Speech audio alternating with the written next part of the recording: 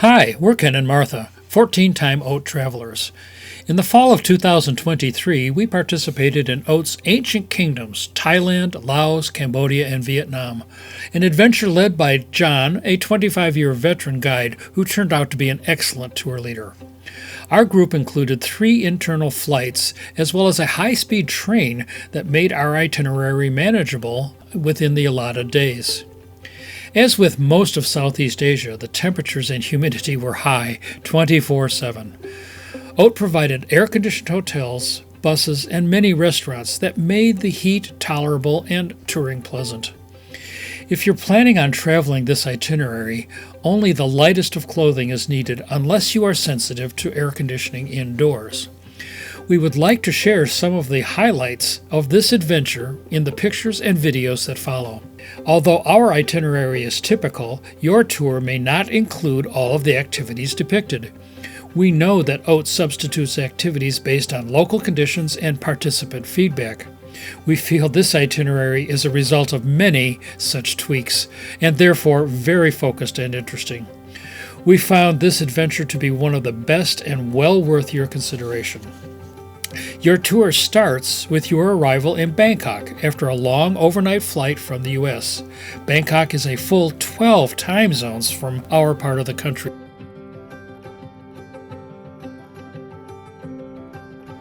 This animated map will give you an idea of the overall itinerary.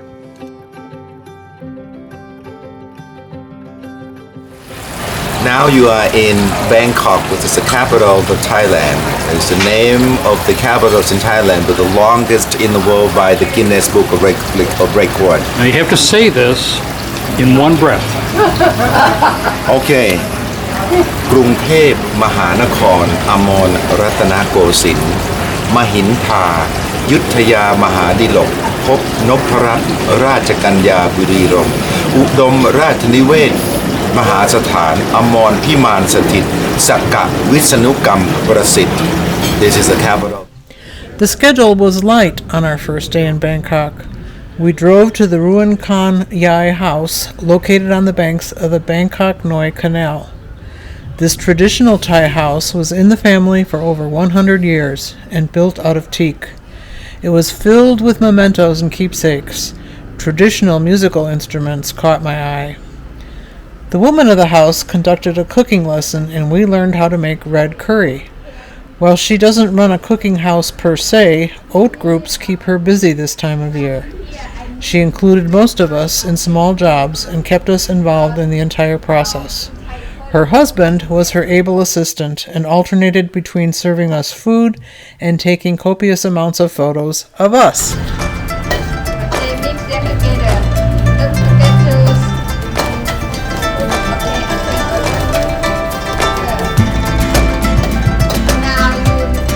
The meal was regularly interrupted by the loud klong boats going by in the canal.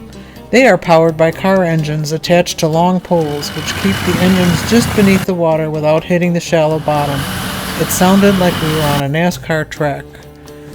We love visiting real people doing real things, which is a feature of OAT trips and keeps us coming back.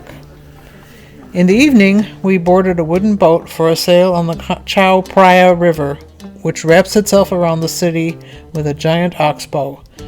They served us strange dishes, family style. The river is lined with temples and buildings outlined with colorful lights.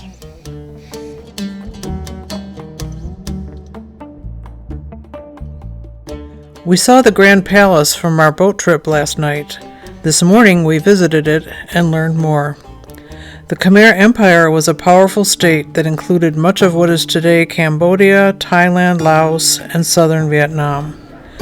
The empire included several kingdoms at constant war against each other for dominance.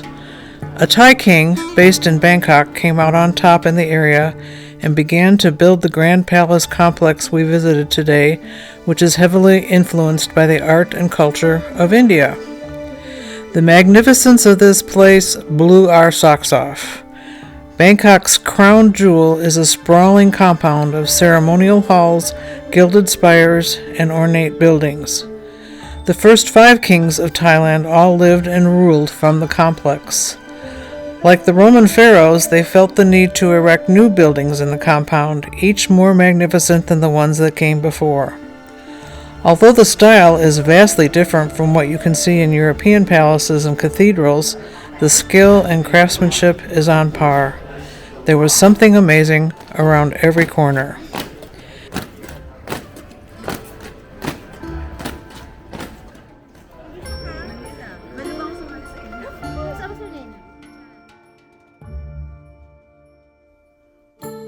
After a pad thai lunch in a restaurant blessed with AC, we headed to a theater to watch traditional dances reflecting various provinces in Thailand and illustrating sagas from the traditional folklore. After this bit of culture, we were off to the races, headed back to the hotel in tuk-tuks. These traditional modes of transportation are not seen so commonly these days as more and more Thais own cars. We bobbed and wove between the traffic as if on a giant amusement park ride.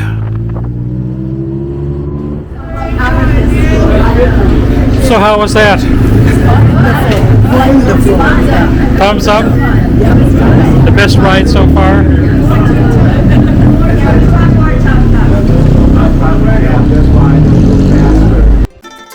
Our last day in Thailand, we visited the ancient capital city of Ayutthaya. Our comfort stop included an elephant encounter. The Thai have used these animals for centuries to literally do all their heavy lifting. The elephants we saw today were chained close together and swayed from side to side as if large prepackaged collections of fresh food were available for purchase, and we took turns feeding them cobs of corn, jicama, bananas, and other fresh vegetables. The modern country of Thailand dates back to 1350 when the city of Ayutthaya was founded. The town flourished for more than 400 years and at its height included hundreds of residents. Most of the architecture, art, and literature of Ayutthaya was destroyed in the sacking of the city by armies from Myanmar in 1767, which marked the end of the kingdom. A new Thai kingdom was established further south, today modern-day Bangkok. The site of immense temples and other structures that are important both historically and architecturally, Ayutthaya was added to UNESCO's World Heritage List in 1991. After having toured the Grand Palace yesterday, it was easy to see that this more recently built complex was clearly based on the temples in Ayutthaya destroyed by the Burmese. There was also a modern temple on the grounds, and we stopped by to learn about Buddha and worship custom.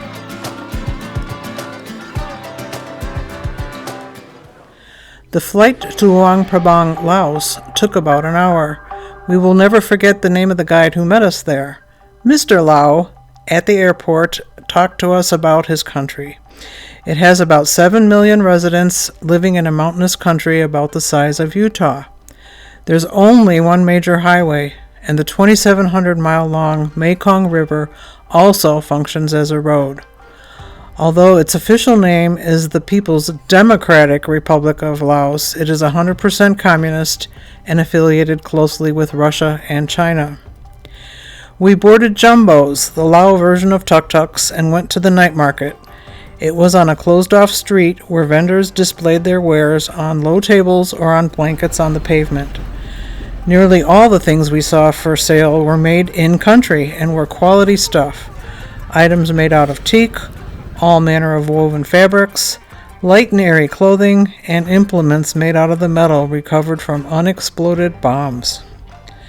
Mr. Lau is a Hmong, and he shared stories about his challenging life at dinner. There are no roads, electricity, or running water in his village. His father was the chief of the village, and he decided his son needed a better education than he was getting in their small farming town. At the age of 11, Mr. Lau walked up and down the mountains for 13 hours to attend a school in a bigger town. His father built him a hut to live in on the edge of the town, and he stayed there during the week, all alone. On weekends, he did another 13-mile hike both ways to visit his home. When he started school, 10 other kids made the hike with him, but one of them was killed by a king cobra they encountered on the walk, and everyone was afraid to go back. His education and hard work have given him a good life today. We spent much of the day on the Mekong River, which begins in Tibet and travels 2,700 miles to the South China Sea. The river flows through Laos, Cambodia, and Vietnam, forming a natural border between Laos and Myanmar and Thailand. We were on our own private boat where we could stretch out our legs. The river was full of boats like ours, ferries traveling from one side of the river to another, and fishermen. We stopped at Muang Kam village, where we helped one lady prepare a snack made of riverweed, beaten flat, covered with garlic and tomatoes and deep fried. She takes this snack to town and earns about $30 every few days. Another woman was making rice crackers, which also ended up fried. She cannot keep up with the local demand for this delicious treat.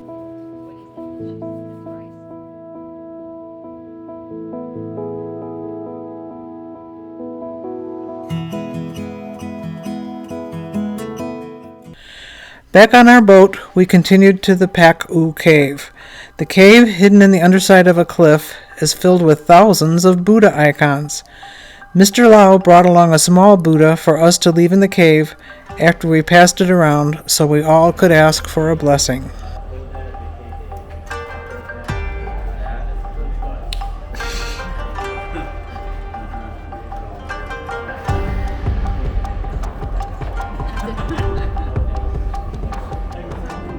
We spent the entire day mingling with the locals. It was still dark when we joined many tourists to donate handfuls of sticky rice to groups of monks who paraded past us on the street. Without our shoes, we sat on small chairs on the street with cooked sticky rice in containers on our laps. It was a challenge to form hot, egg-sized handfuls rapidly as groups of monks passed by, carrying donation buckets hanging on their shoulders. This was what they ate today.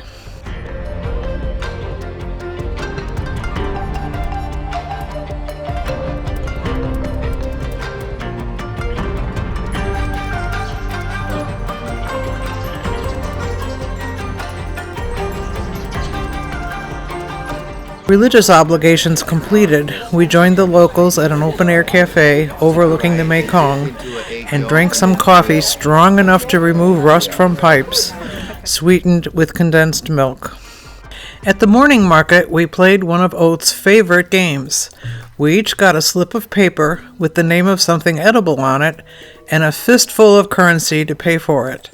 There are 20,700 kips to the dollar, so we needed a lot of bills to buy anything. We've been to many interesting markets, but this one ranked pretty high in the yucky department.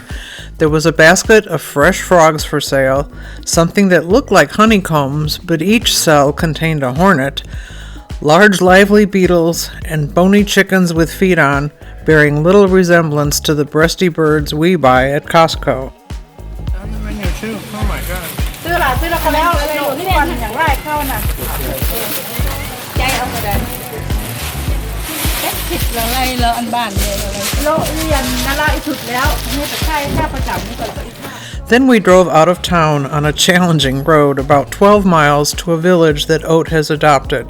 A portion of our trip funds are always donated to one of their projects. The one-room school had grades 1 and 2, and the main job of the teacher was to teach all the students the Laotian language. The kids were enthusiastic and cooperative, learning how to write and do simple addition. Lesson finished, they dashed over to us and sat on our laps and snuggled.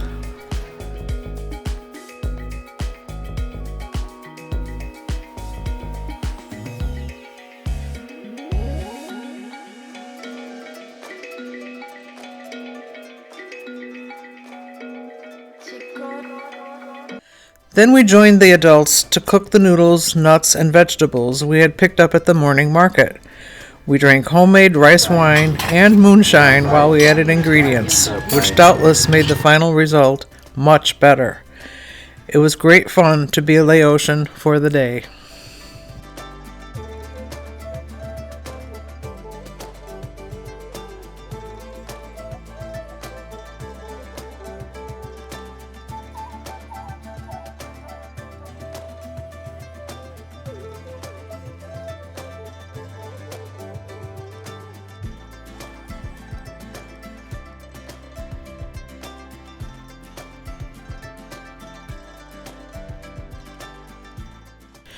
We took a high-speed train, 250 miles to Vientiane today.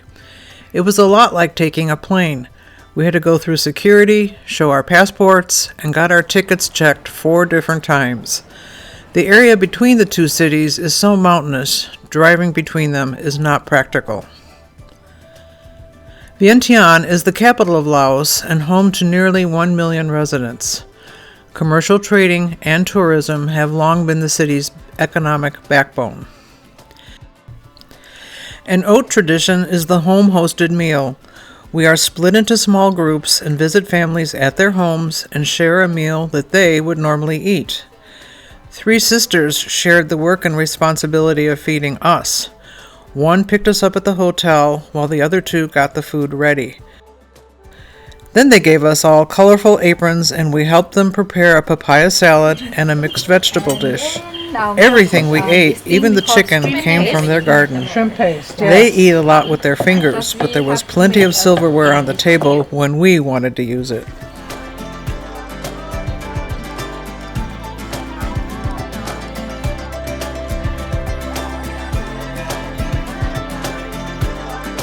Today's agenda was serious and somber. We started at Wat Kismet, the oldest Buddhist monastery in Laos, meeting with a monk who told us about Buddhism and about his life, which includes 4 to 5 hours of sleep a night and lots of reflection and meditation. He was quite forthcoming and even rose to show us how he wraps his robe. The Wat featured more than 6,800 images of the seated Buddha in wood, stone, and bronze in various states of repair. Much meaning is attached here to the classic poses of Buddha, and the statues were organized by pose.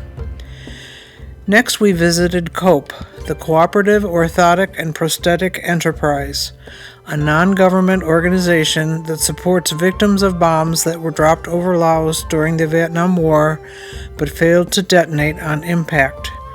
Since 1973, more than 20,000 civilians have been injured or killed by these unexploded bombs. COPE's mission is to provide prostheses and physical rehabilitation to survivors and to educate visitors about this crisis.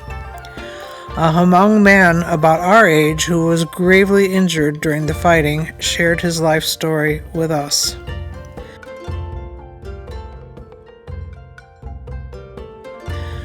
On a much lighter note, we went to a puppet show which featured classic puppets mounted on sticks along with live actors. They had a small theater near our hotel and travel around the country delivering messages about things like picking up litter in an amusing way. Their costumes were all handmade and a clever recycling of everyday items. It was easy to put ourselves back into childhood as we watched.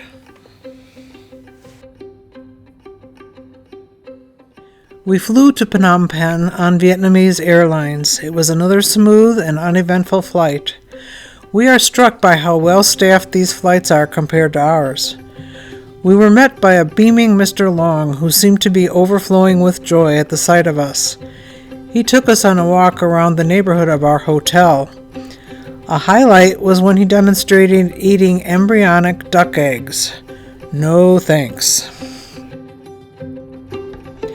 We stopped at the Academy of Arts, which strives to preserve local culture, teaching students dance, musical instruments, and painting.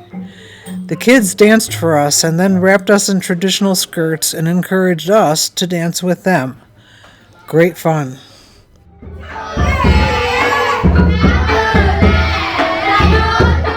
We went on to a scenic drive in the city, riding in Ramoks, the Cambodian version of the tuk-tuks and jumbos we have already ridden in.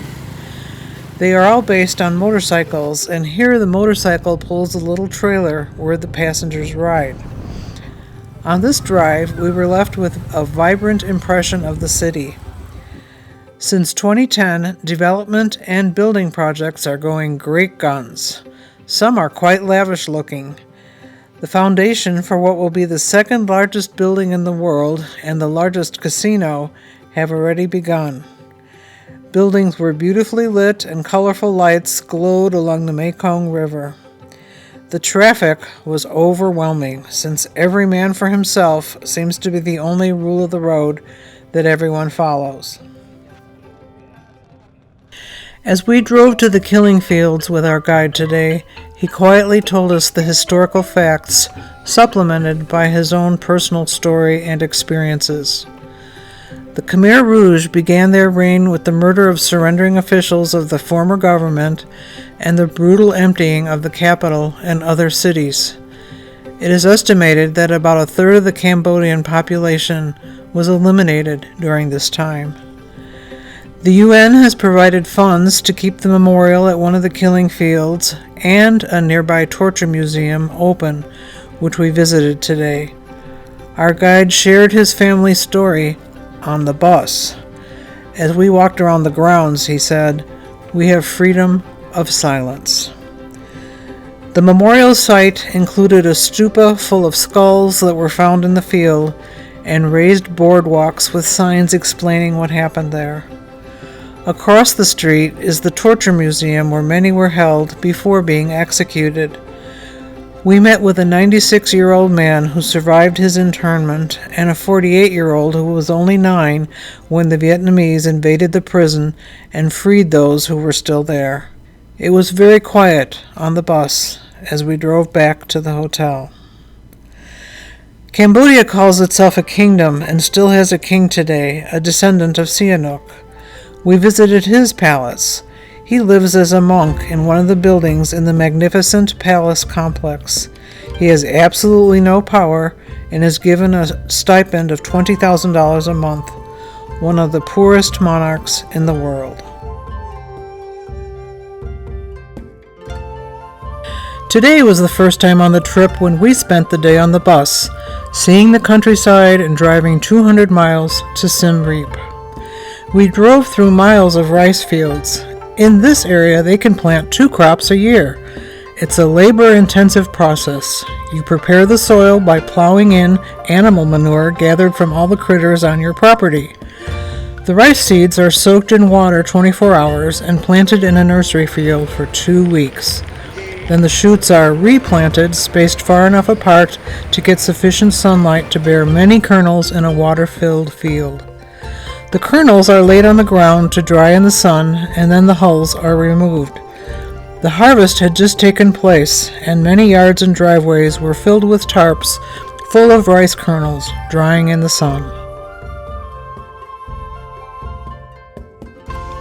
We stopped at the home of a woman who supplements her rice income by catching tarantulas and frying them in oil. People pay $1 apiece to eat this delicacy. We followed the whole process from walking into the brush to find a large hole, digging into the hole, and finding a fist-sized creature. The tricky part is removing its pincers, where the venom is. So she will prepare this for us. So can you talk about the life cycle of the tarantula? So this is what tarantula is. Make a small one. Everything tastes good fried. The legs reminded me of pretzel sticks.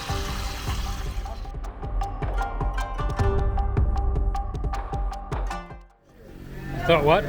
Very tasty. Very chewy. A little chewy. Not very much taste, really. What'd you think? Oh, it tastes like liver. Liver. It's very no. I don't know what it tastes like. It tastes like garlic and oil. Back on the bus, Peter plied us with snacks freshly picked and also fried. Seeds from the lotus blossom tasted like fresh peanuts, and taro chips were delicious. The Cambodians call rest stops visiting the happy place. You have to love a guide like Peter who can stand at the door of the bus with a roll of toilet paper, just in case. About half an hour from Angkor, we came to a bridge built in the 12th century when the Wat complex was at its height. We walked across, but the bus had to drive around. Angkor is a tourist town, and our lovely hotel is full.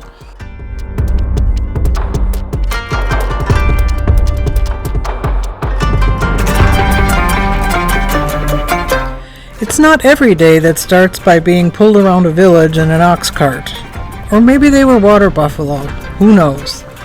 We were on our way to Tonle Sap Lake, the largest lake in Southeast Asia.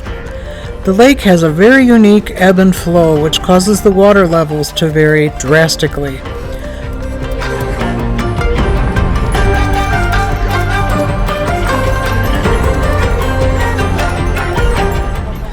The lake is the home to 1 million people, most of whom live in floating villages.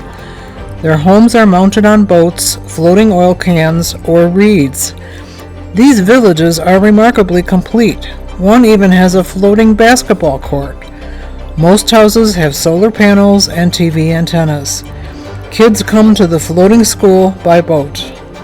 Most of the men make a living as fishermen, work that begins as the sun goes down and continues all night. Village members cannot own vehicles because they move their homes 4 times a year as the water levels of the lake go up and down.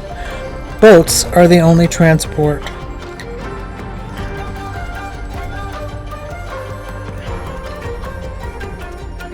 We visited a specific village because it had a dynamic, vivacious 60-year-old retired midwife who spoke to us about her life and work. She learned her midwife skills on call with her grandmother as a 17-year-old and has delivered over 100 babies, never losing one. She must have learned a lot from her own experiences, having given birth to 10 children herself. The reason we came on this trip is Angkor Wat, one of those historic must-see spots like the pyramids in Egypt or Machu Picchu. Angkor took centuries to build, and its scale is still breathtaking today.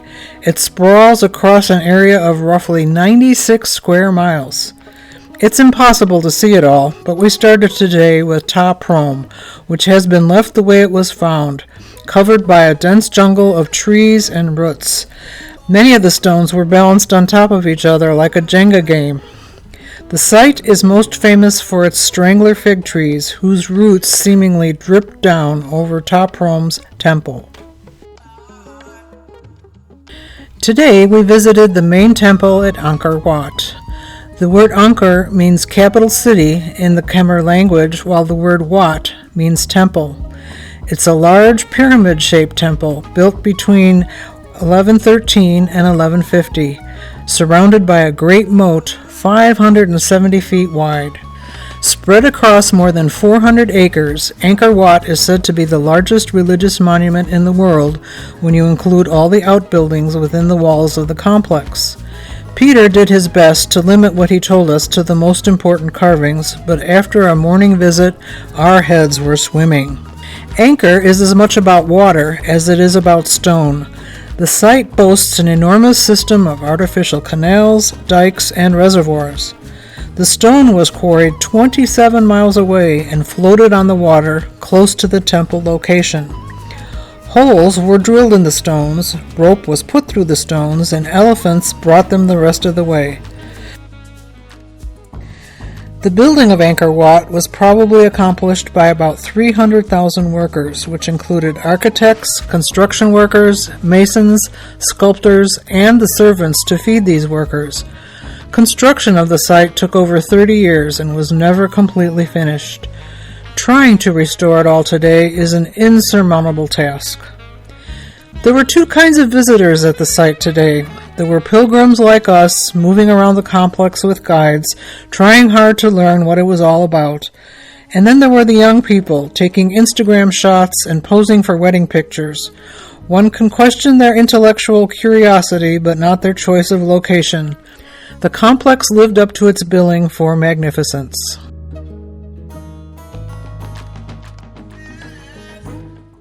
We went to the National Museum, which had an excellent collection of Buddhas and pieces of stone demonstrating the best carvings from Angkor Wat. Many short videos supplemented what Peter had been teaching us the last few days. One of us said it might have been better to go to the museum before we went to the temple site, but I'm sure part of the plan wanted us to stay in an air-conditioned facility before flying to Vietnam tonight. The Siem Reap terminal is brand new, and the security people working here were having fun with their new screening devices. The flight left half an hour early, but the lines for immigration were very long. It was well after midnight when we got to the hotel, and tomorrow the touring day begins early because there is so much to see here in Vietnam.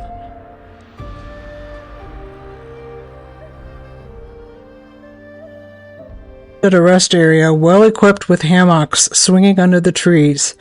Most people in Vietnam travel by motorbike, and after a few hours their backs begin to ache. At the rest stops you lay in a hammock and take refreshment from a table nearby. Most motorcyclists wear warm clothing from head to toe, including gloves, face masks, balaclavas. They do this to keep the sun off their skin.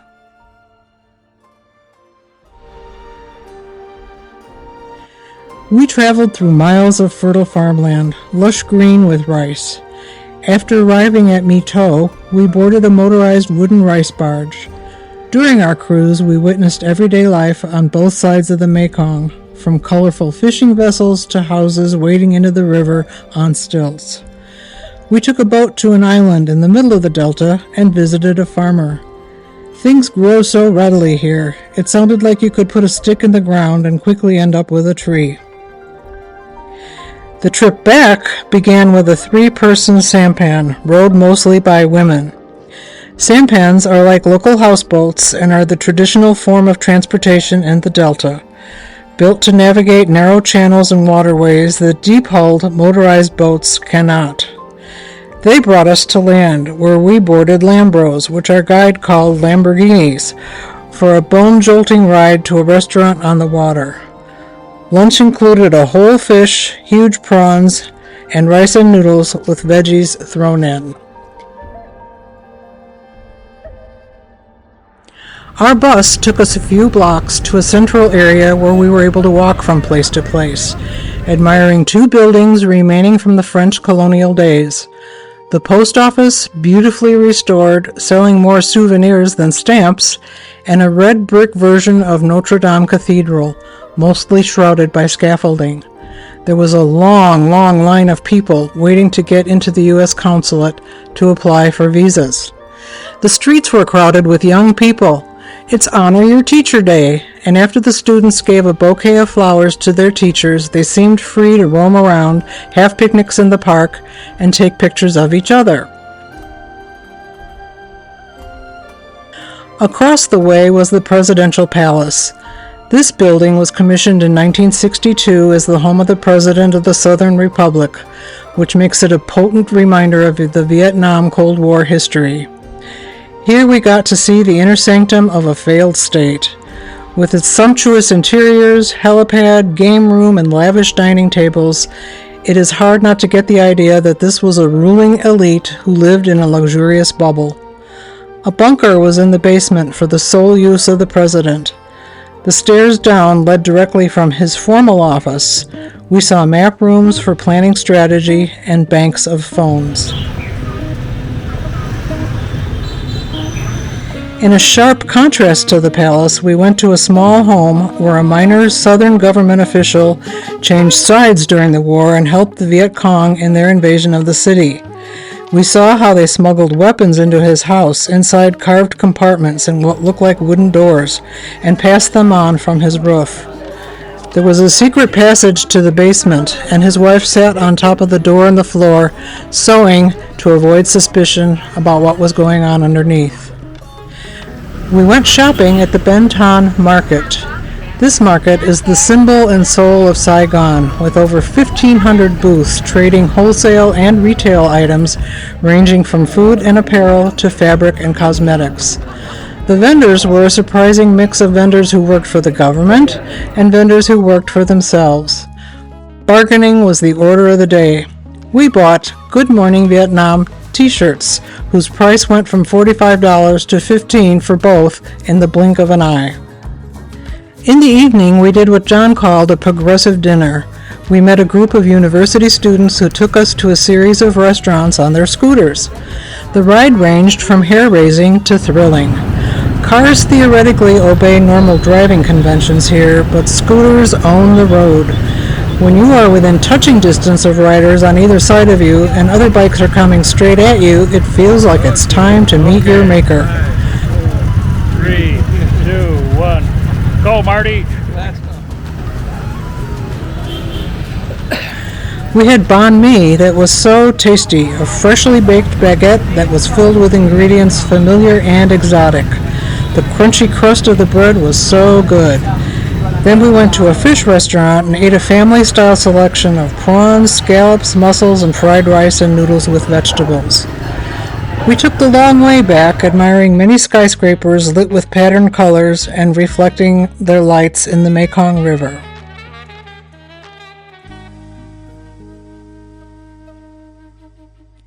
Today we drove 2 hours out of town to visit the Cu Chi tunnels, where the Viet Cong tunnel system first began. Soldiers used these underground routes to house troops, transport communications and supplies, lay booby traps, and mount surprise attacks, after which they could disappear underground to safety. The VC would hide during the day and come out at night to terrorize the GIs and the South Vietnamese forces.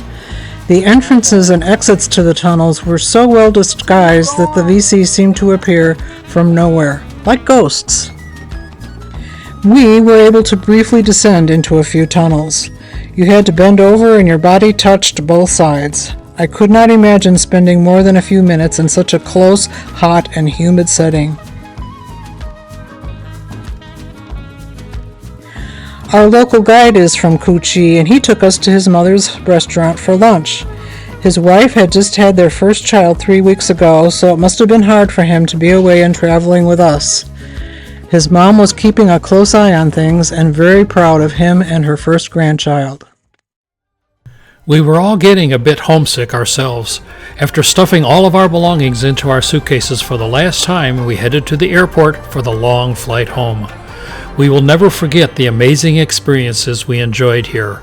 It has been fun for us to recall and share some of them with you. We hope that we have given you an impression of what you will see and do as you also travel the ancient kingdoms of Southeast Asia and meet the terrific guides that made us feel so welcome.